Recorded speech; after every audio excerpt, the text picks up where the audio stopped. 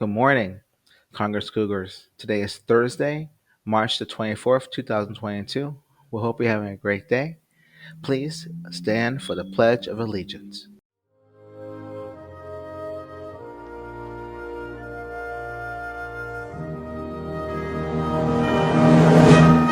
I pledge allegiance to the flag of the United States of America and to the republic for which it stands, one nation, under God, indivisible, with liberty and justice for all.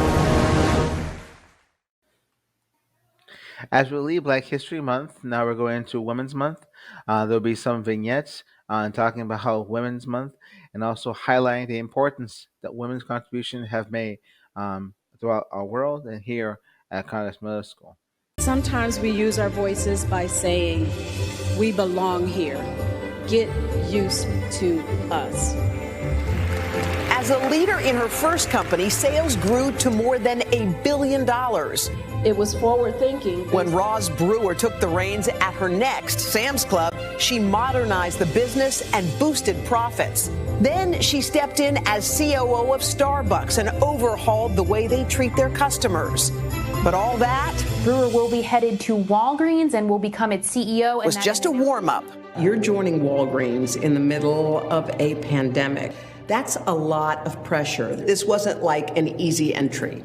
Not at all. But this came to me and I said, this is a time for me to step into something that I've always wanted to do, and that's to have impact, make change happen, lead something that would leave an impression on people's lives. And as I've seen people, get their first shot and they look back at our pharmacists and they are crying and in tears, I know I've made the right decision. At 59, Roz Brewer is a wife, mother of two, and now the CEO of the largest company ever run by a black woman. Have you ever been told that you actually have advanced because of your race? I have had several similar comments to that, as if I'm a token. I have had that. I've had the comments that, you're not as smart as you think you are. I've had a lot of those, Hoda. I refer often to a situation where I was at a meeting just for CEOs, and I had one gentleman ask me constantly, what did I do for a living? Almost like, why are you here, right? He must have asked me 20 questions like marketing, like sales, no. It was so funny because I happened to be the keynote speaker for the private luncheon. I assumed my position on the stage, and I just saw his face just totally drain. I feel as if I'm going to teach a couple of lessons, through this. Yesterday, our nation lost a great woman, Madeleine Albright. She was born in 1937 and died in 2022. She was the Secretary, the United Nations Secretary for the United States, and also the Madam Secretary, the first woman secretary for the United States, handling foreign affairs matters. Please watch this video tribute. We have some sad breaking news now. Former Secretary of State Madeleine Albright has died at the age of 84. She was the very first woman to hold that position, a strong diplomat, known to never mince words and remembered by many for those unique pins and brooches that she would wear to send subtle messages to world leaders. CNN's Richard Roth looks at her legacy. As a diplomat, where tact and treading gingerly on contentious issues are the norm, Madeleine Albright was never one to mince words. This is not cojones. This is cowardice. Whether it was her colorful use of language condemning Cuba for shooting down U.S. pilots, or her strident assessment of the leader of Iraq. I don't think the world has seen, except maybe since Hitler, somebody who is quite as evil as Saddam Hussein. The Iraqi dictator was said to be so incensed by Albright's verbal attacks, he published a poem in Iraqi newspapers calling her an unrelenting serpent. Albright's response was one of quiet defiance. From that moment forward, she wore a brooch in the shape of a serpent at every meeting with the Iraqi leadership. And she began using her pins, as she called them, as a way of sending subtle messages without uttering a single word. Born Marie Jana Korbelova to a Czechoslovakian diplomat, Albright and her family fled the former Czechoslovakia after the Nazi invasion in 1939 and later found safe haven in the United States in 1948. She became a U.S. citizen, married media tycoon Joseph Patterson Albright, and had 3 children, all while working on her Ph.D. and learning multiple languages. In 1982, Albright took a prestigious position as professor of international affairs at Georgetown University. But it was the shock of her husband asking for a divorce around that same time that changed the course of her life. There was an identity crisis. As it turns out, I think those next 10 years were the ones that were the most influential. She poured herself into her work, becoming foreign policy advisor to then presidential candidate Bill Clinton in 1992. Clinton, in turn, tapped her for the post of U.S. ambassador to the United Nations after he won the White House. As UN ambassador, Albright became known for her tenacity and determination to elevate U.S. interests at the UN through what she called aggressive multilateralism.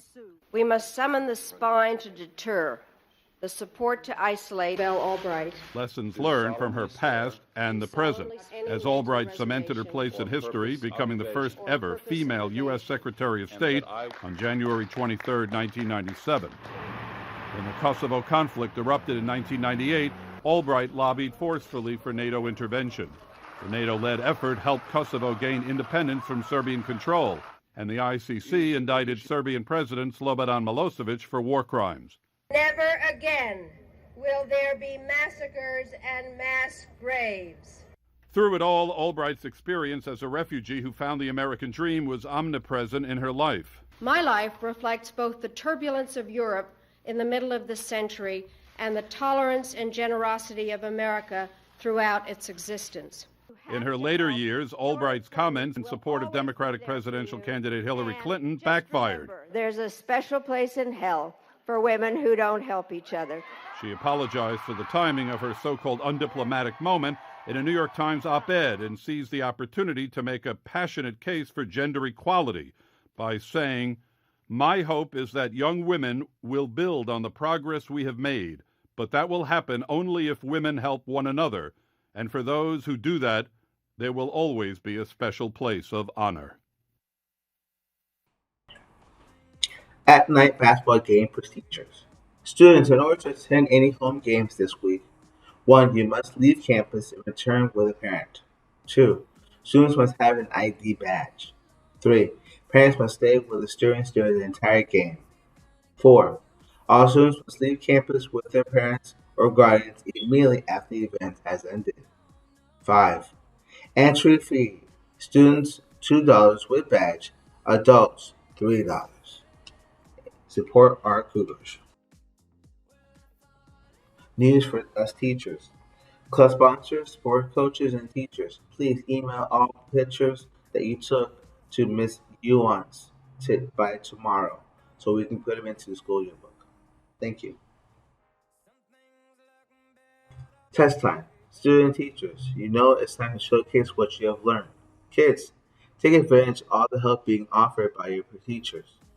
Get a good free breakfast, and now's the time to start buckling down before testing time.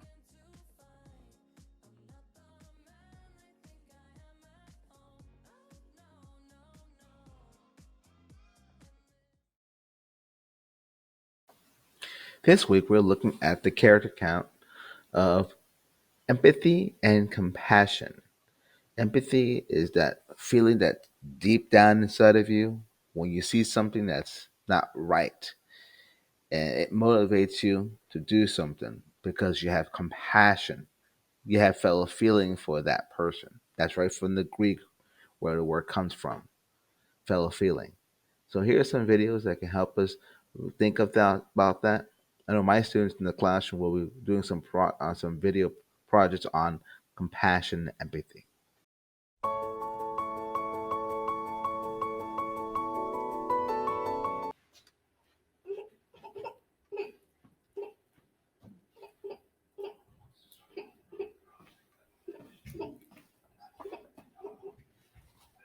Yo, you okay? Yo, they took your lunch money again? Don't worry, I know how you feel. Come on, let's go talk.